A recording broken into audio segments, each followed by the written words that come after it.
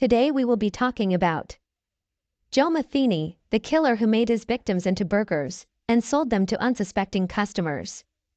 Though police only connected him to 3 murders, Joseph Roy Metheny claimed to have slaughtered a total of 13 victims, some of whom he allegedly turned into patties that he sold to unwitting customers on a Baltimore roadside.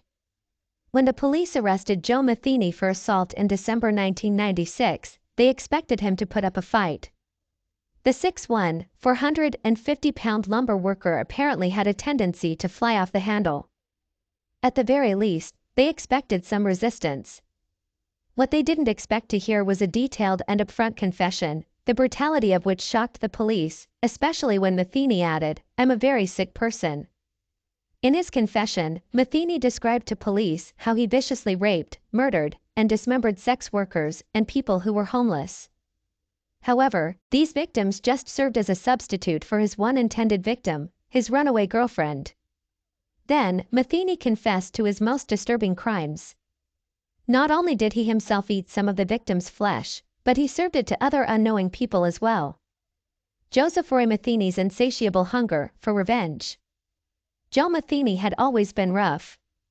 He endured a childhood of neglect with an absent, alcoholic father and a mother forced to work extra shifts to support her 6 children. They lived in Essex, near Baltimore.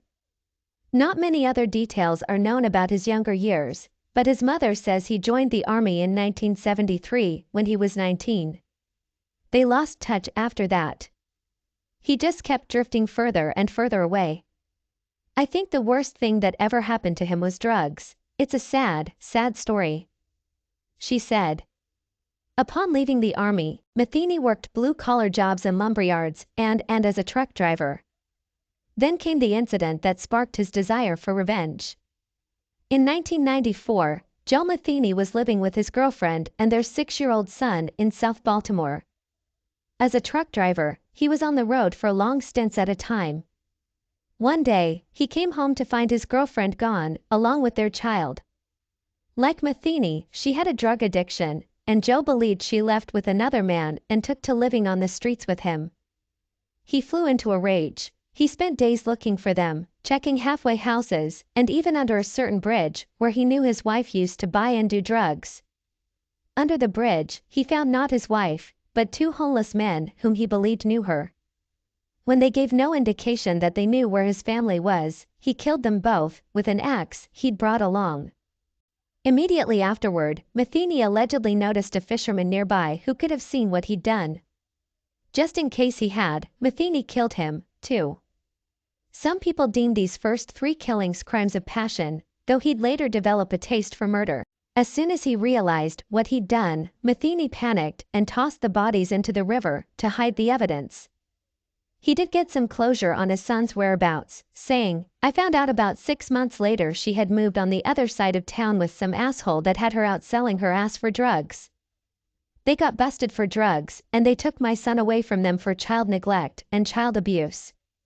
Police arrested Metheny for the murders of the 2 men under the bridge, and he spent a year and a half in the county jail awaiting trial.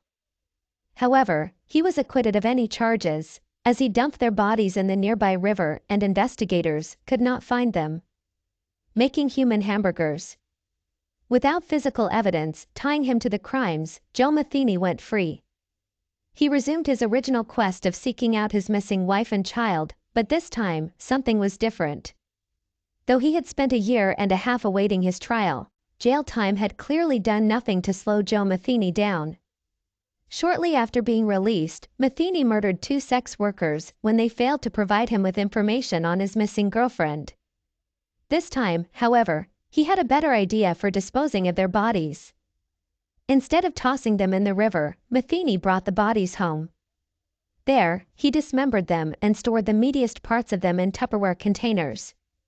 What didn't fit in his freezer, he buried in a truck lot owned by the pallet company he worked for.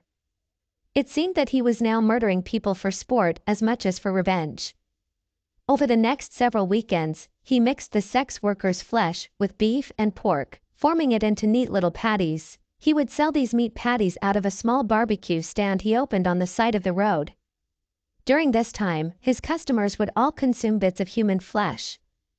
they became unwitting hiding spots for the bodies of Metheny's victims. Whenever he needed more special meat, Metheny would simply venture out and find another sex worker or a vagabond. He later told police that he received no complaints on the meat tasting funny. In fact, no one seemed to notice that his burgers had a little something extra in them.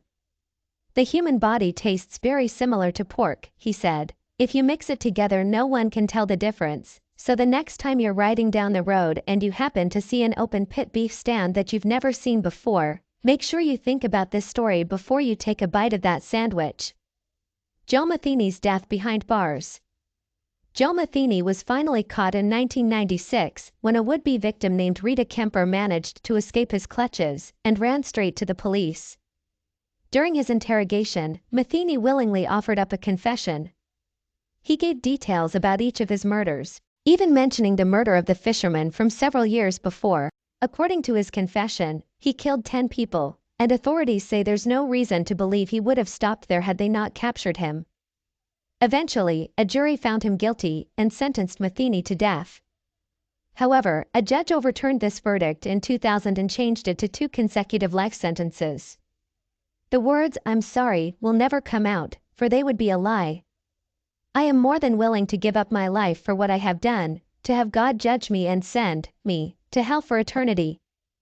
I just enjoyed it, he said at his trial. The only thing I feel bad about in any of this is I didn't get to murder the 2 motherfuckers I was really after, he said.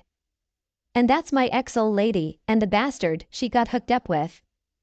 In 2017, guards found Metheny unresponsive in his cell at the Western Correctional Institution in Cumberland at about 3 p.m.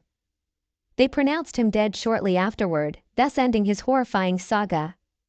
After reading about the gruesome crimes of Joe Metheny, who cooked his victims into hamburgers he then sold, check out Ed Gain, who also did unspeakable things with the bodies of his victims. Don't forget to like and subscribe for more.